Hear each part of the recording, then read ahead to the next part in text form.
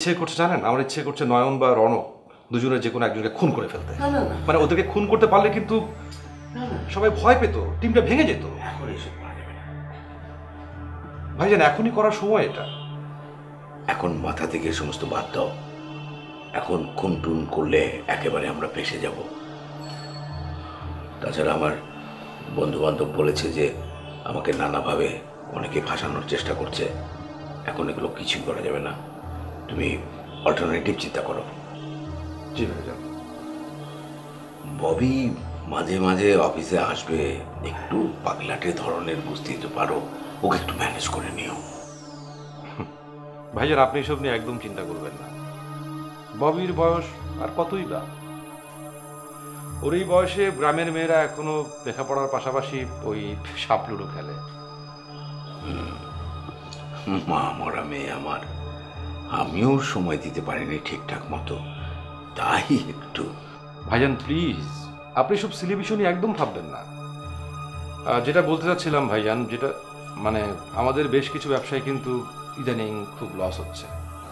হ্যাঁ, একের পর এক সমস্ত কোম্পানি তো লস করছে। ওষুধ কোম্পানিটা বন্ধ, ভেজালের দায়ে কনজিউমার প্রোডাক্টসের কারখানাটাও বন্ধ। একের পর এক সমস্ত কিছু বন্ধ হয়ে যাচ্ছে। ভাইজান এসবই হচ্ছে রানু আন্টির জন্য। মালিক, ফলাফল অজুহাত মানে না।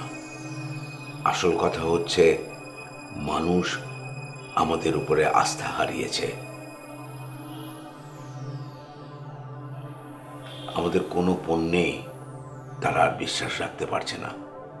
তার কারণে আস্তে আস্তে আমাদের সমস্ত ব্যবসায়ী লাল বাতি জ্বলে যেতে পারে। ভাইজান আমি যেটা ভাবছি সেটা হচ্ছে আমরা আমাদের ব্র্যান্ডের নাম পাল্টে ফেলব। নতুন ব্র্যান্ড নেম মানুষ গ্রহণ করবে?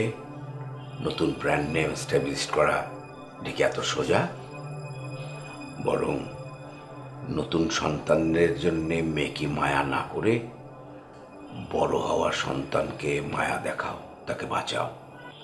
জি ভাইজান। ভাইজান আমার হাতে জরুরি কিছু কাজ ছিল। ওকে, কাজ করো। জি।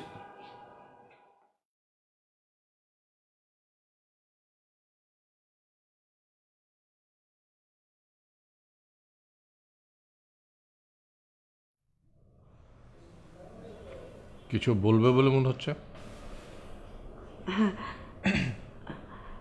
বাবা শরীর